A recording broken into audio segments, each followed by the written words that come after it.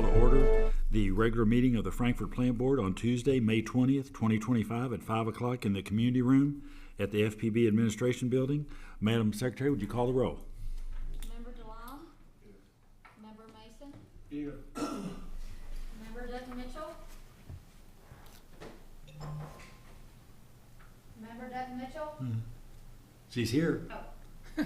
Here. Member Snyder? Here. Member Cuban? Here.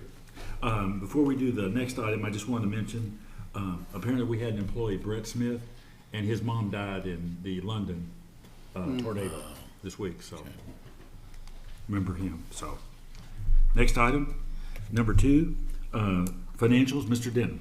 Do the minutes first. Oh, the minutes, I'm sorry, yeah. Do we have everybody should have the minutes in front of them. Do we have a motion to approve the minutes for the April 15th, 2025 board meeting? So moved. We have a motion. Do we have a second? Second.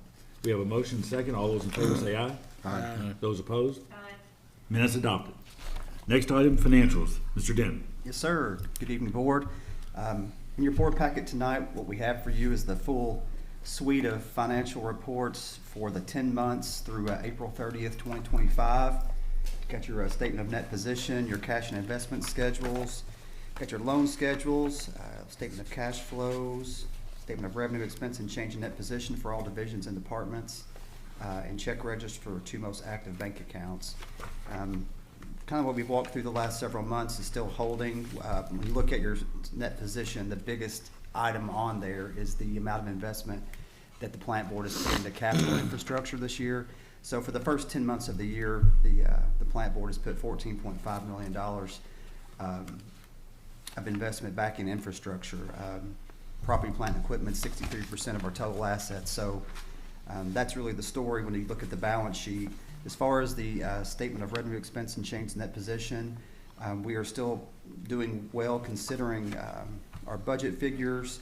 When you look at year over year, we are up slightly on revenue and just slightly below that percentage on expenses. So everything is in line with expectations within reason.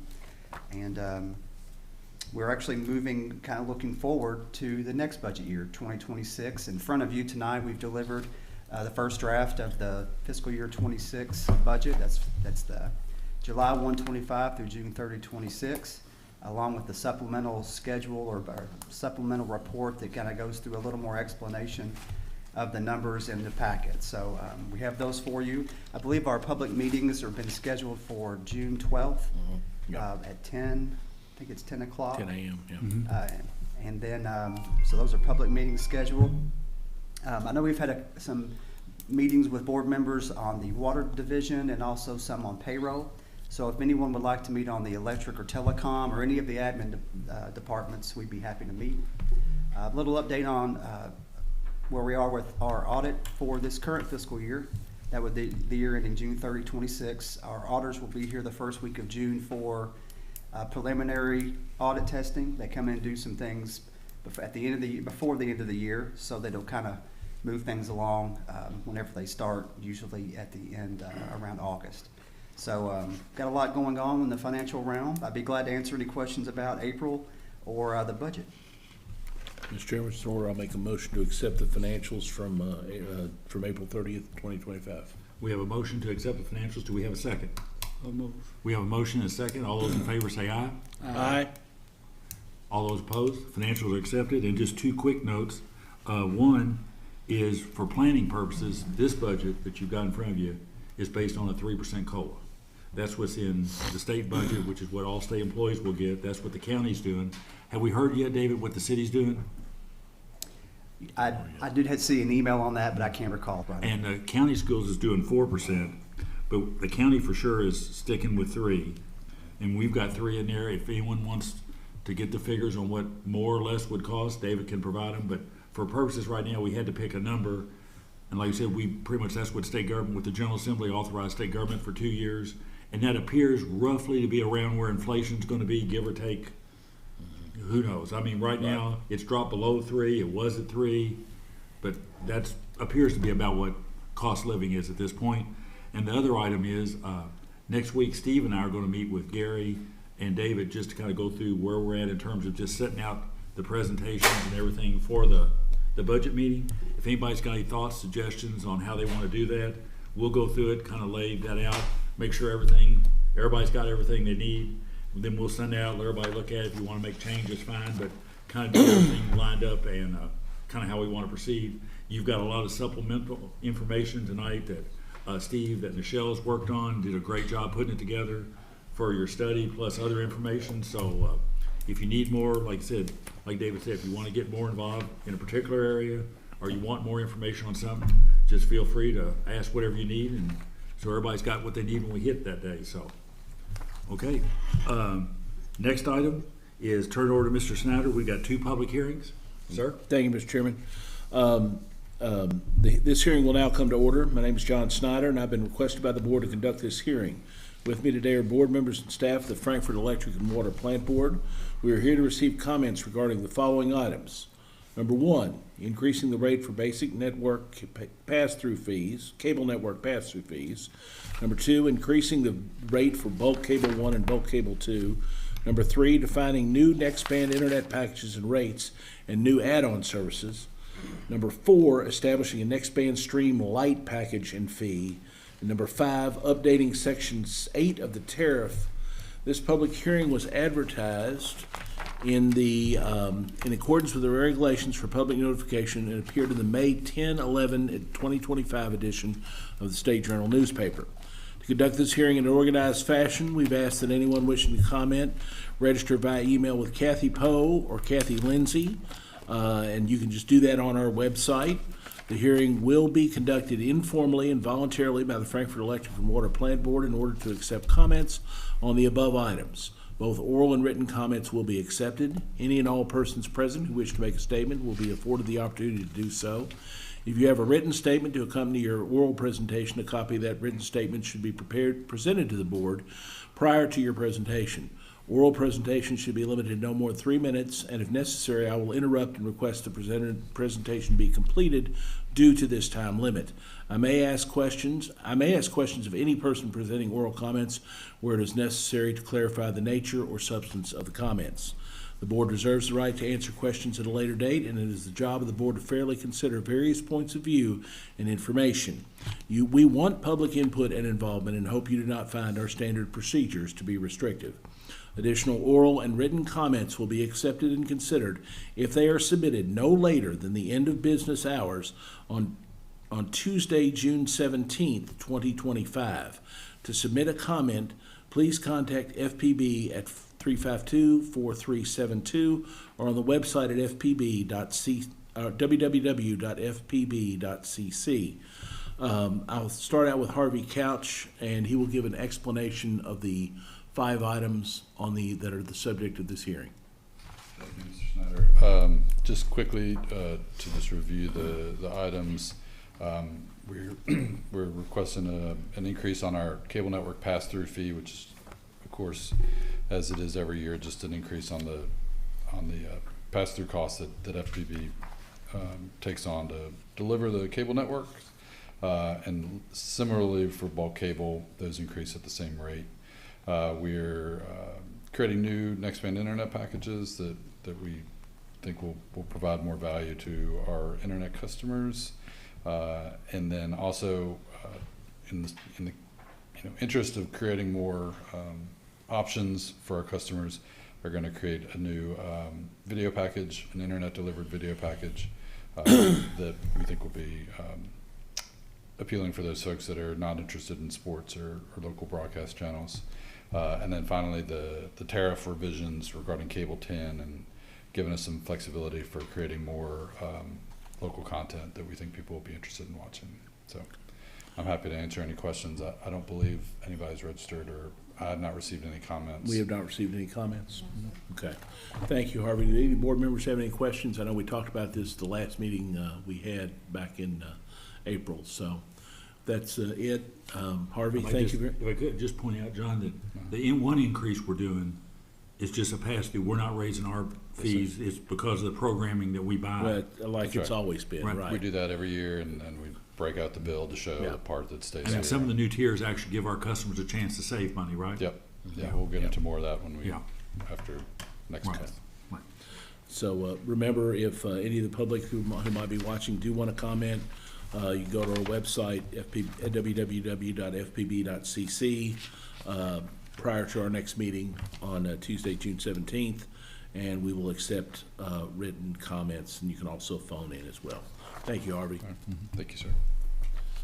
We'll move to the next public hearing. Again, I am still John Snyder. I have been requested by the board to conduct the hearing. With me today are board members and staff of the FPWPB. We're here to receive comments this time regarding the following items: revising FPB's electric tariff for renewable energy credits, RECs. This public hearing was advertised in accordance with the regulations for public notification and also appeared in the May 10th, 11th, 2025 edition of the State Journal newspaper.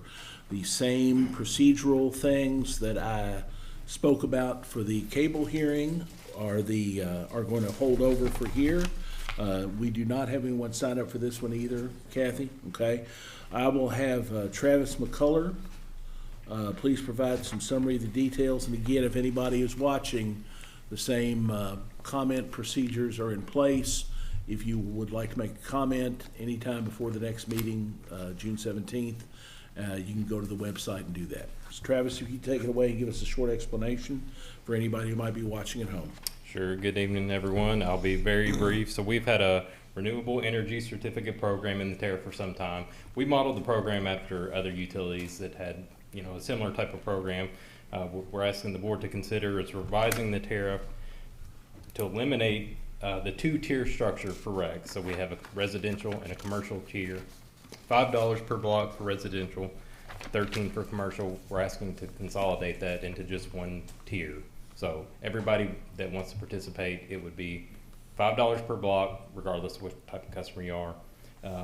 The added complexity of two doesn't really make any sense. We can buy them for $5. It'll be a pass-through rate. Makes it easier for us, easier for the customer to understand. So that's kind of the gist of it. Okay. All right.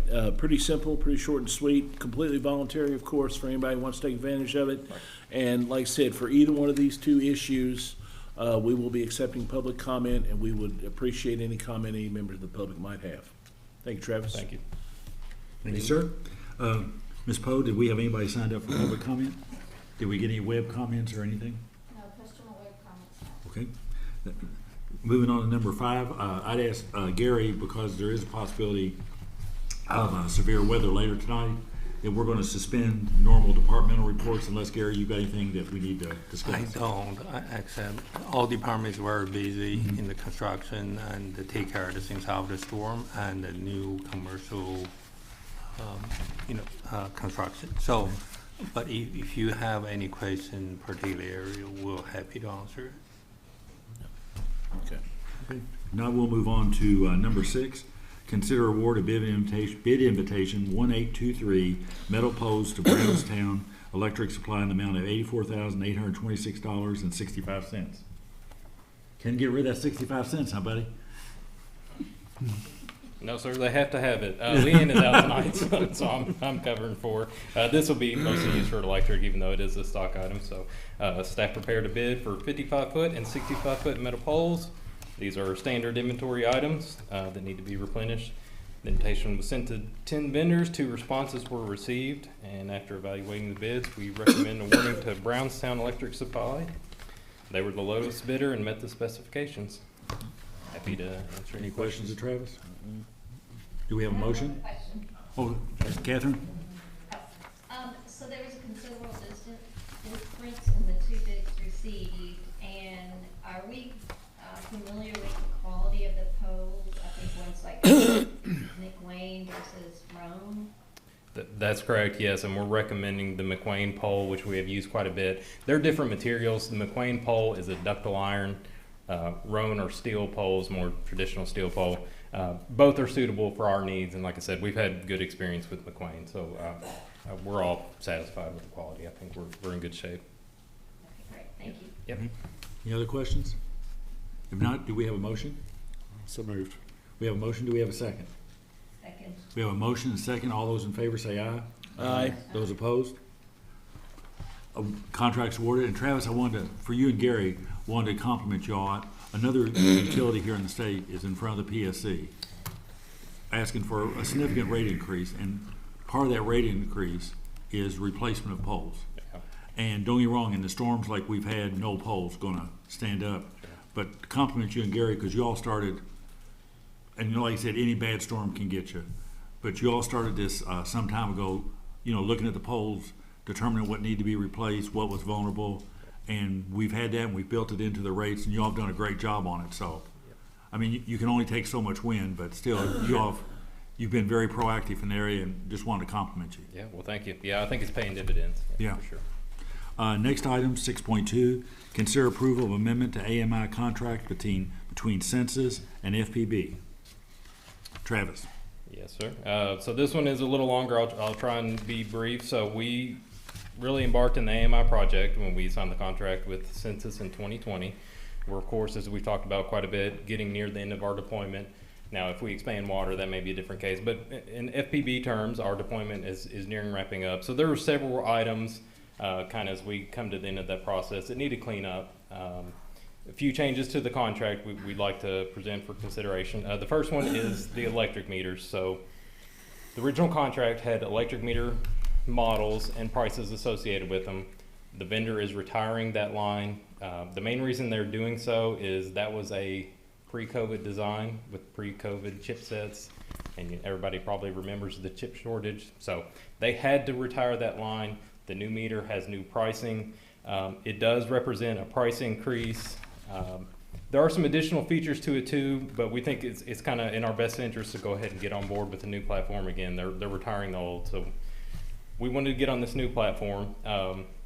They did agree to our original escalation of 2.14% per year. So, you're probably not going to get that really anywhere else. So that was a good deal. And the other good news, we have enough meters to finish deployment. So the overall impact is going to be pretty small, even though each individual meter is going to be a price increase. The second one is the software fee, the SaaS fee. Again, this was, this was in the original AMI contract going all the way back to 2020. Every year we would pay an annual fee for use of the software system. It's cloud hosted on their servers. We just kind of log in and use it. Again, that pricing was all agreed to in the contract. They just never billed us for it. So they came to us and asked for back pay for the 5 years. We countered them with, since you're late invoicing, can we prorate those annual charges? So if we're 10% deployed in 2021, we'll pay you 10% of that SaaS fee. They agreed to that. So, nobody likes paying back bills, but we came out quite a bit ahead. It was, yeah, I think it was fair. They accepted our proposal well. It seemed reasonable to them too. So I think it's a good agreement on that one as well. PM fees, we're projecting we'll be a little past 11 months beyond when we thought we would be complete.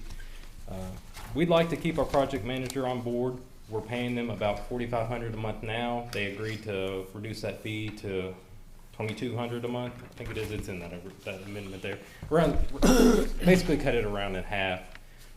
So we think it would be worth our while to go ahead and extend the PM fees for that extra 11 months at the reduced rate. Last one, network design. We've had several conversations about expanding the AMI network, helping some of the adjacent water districts. We just want to memorialize that in the contract that says, yes, this was FPB's original network area. There's a new network area. It kind of keeps everybody on the same page if there's ever a question down the road, like, hey, were we allowed to do this? Mm-hmm. That's why we wanted to memorialize the new network design in the contract. So they've seen it, we've seen it. Everybody knows there's potential we'll be using the census system in that area. So again, quite a few items there, but I think the vendor was very agreeable to working with us. I think came our way quite a bit, and I think this, the amendment kind of represents our best interests going forward. So. And generally, is all this, David, you've got built in for your planning purposes for the budget? Yes, sir. Okay. Any questions of Travis?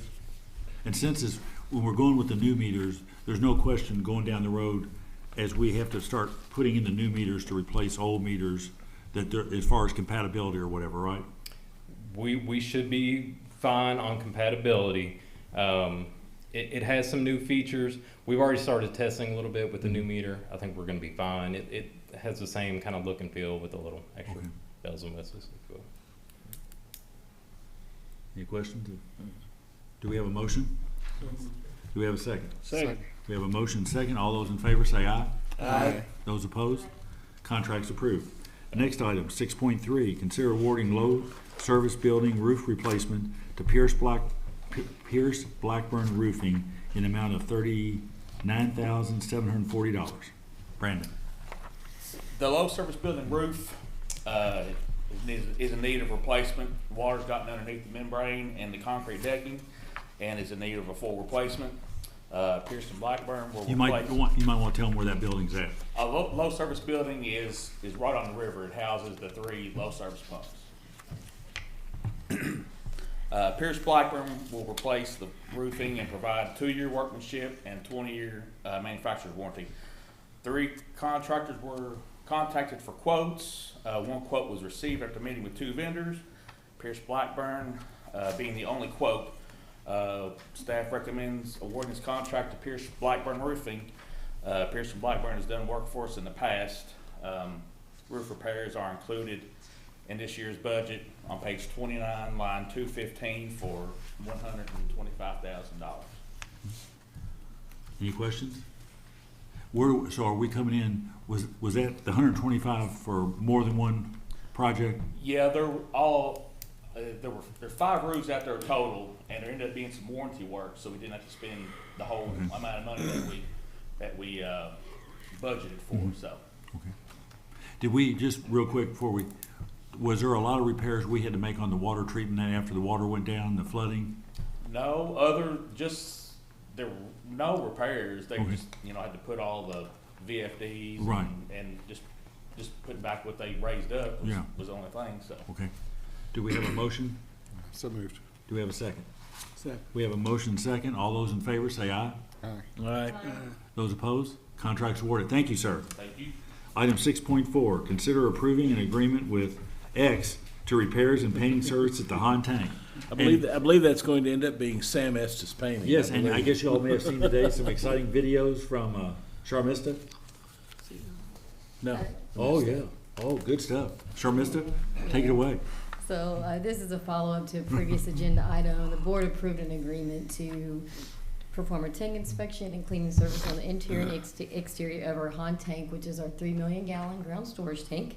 So after the report, the tank's actually in excellent condition. There's no recommended interior repairs and no recommended exterior repairs to the walls. However, the roof coating is starting to fail. It's basically because it's under the sun. So and then there's the bug holes, which are basically they're surface voids, really. They call them bug holes. They're just little, like dime size. Most of them are just dime size little holes in the roof. So the inspector is recommending an epoxy-based product to fix several of those bug holes and also a recoat. So this $12,100 to Sam Estes Painting is to perform those repairs, fill those surface voids in, and to recoat the roof. And so we reached out to 4 contractors, received 3 quotes. We're recommending going with the lowest quote, which is Sam Estes Painting. And the inspector that performed the tank inspection, he's worked with this group before. He says they do good work and recommends supporting to them. And happy to answer any questions. Any questions for Charmista? No? Do we have a motion? So moved. We have a motion. Do we have a second? Second. We have a motion and a second. All those in favor say aye. Aye. Those opposed? Contracts awarded. Thank you. And Gary, let me ask you what I'm thinking. I don't think it applies so much to Charmista's area, but Travis and Adam. Does cicadas cause us any problem?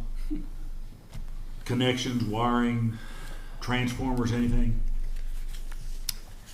I'm not really sure. Travis, you see, I didn't. Notice anything, no. Because this is the year, right? Yeah, Yeah. Oh, we're out there. Yeah. And they're here for what, 4 to 6 weeks? I think that's what they say. Yeah. Yeah. Yeah.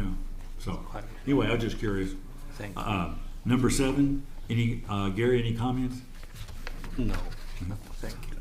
Number 8, I shared with you all maybe 2 weeks or so ago, the mayor had contacted me, and April and Charmista worked on, we've had a lot of people that, after the flooding, had some issues, cleanup and so forth. April coordinated with the city sewer department and with FEMA, and other information. I think everybody saw that memo, and she's worked with the sewer department. They're dealing with it on a case by case. So if everyone's okay with that, we don't have to take any formal action unless anybody had any concerns, but it was a memo that April had put together. I shared that with the mayor. So I think they're doing a good job kind of just working through it as things come up. So if that's okay with everybody, Gary, just let April know that's the board was okay to proceed there, if that's okay. Next item is 8.1, revision of question 13 on financial disclosure form. Hans, they're going to get all of our vast holdings of property, so you want to tell them what happened? Yes, sir. Yes, sir. Indeed. The ethics committee met last week to review the financial disclosure forms and found everything acceptable. Mr. Reeder made a suggestion with respect to one question to require a listing of all real property that's owned by the person completing the form. Right now, it's just limited to real property within the county. And he said that he thought the form was well written as it is, but thought that you could better capture potential unknown conflicts by expanding that question. So if the board so chooses, to ask for a motion to revise question 13 to include a listing of all real property owned by the person completing the form, and to accept the ethics committee minutes into the record. Was it aimed pretty much at Steve Mason? Is that where you think it was coming from? I'm not sure who all we were trying to catch in Yeah. that. You can always file an addendum if you have more. You can file extra sheets if you need to. So. But no, I think it's a good recommendation. I mean, because the vendors we deal with don't operate just only in Franklin County. So I mean, this is looking for any conflicts that if any of us or anybody in the management own property somewhere, and that vendor, I mean, I think it was a good catch. And Good, so sure. if everybody's okay with it, then I guess next year's form will have this expanded question. Yes, sir. Yes, sir. Any questions or? Mr. Chairman, Mr. Orr, I'll make a motion to accept the minutes and also approve the change in the question regarding the ownership of real property. Okay. Second. We have a second. All those in favor say aye. Aye. Those opposed? Thank you. And item 8 is adopted. The next is Mr. Snyder. Mr. Chairman, I'd like to request permission to call a closed session pursuant to KRS 61-810-1C, discuss pending or proposed litigation regarding a contract matter, insurance matter, administrative agency matter, declaratory judgment regarding property, and an MDL matter. KRS 61-810-1B for deliberation on the future acquisition of a specific piece of real property, since publicity would likely affect its value, and as well as 61-810-1N to select a successful bidder for the award of a local contract. We have a motion. Do we have a second? Second. We have a second. All those in favor say aye. Aye. All those opposed? We're going into closed session. Hence, who all needs?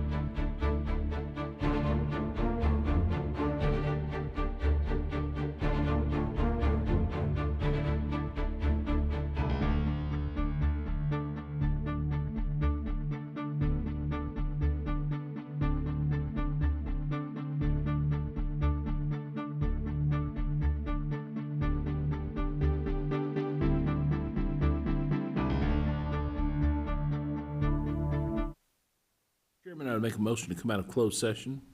Do we have a second? Second. We have a motion second. All those in favor of coming out of closed session, say aye. Aye. Those opposed, we're out of closed session.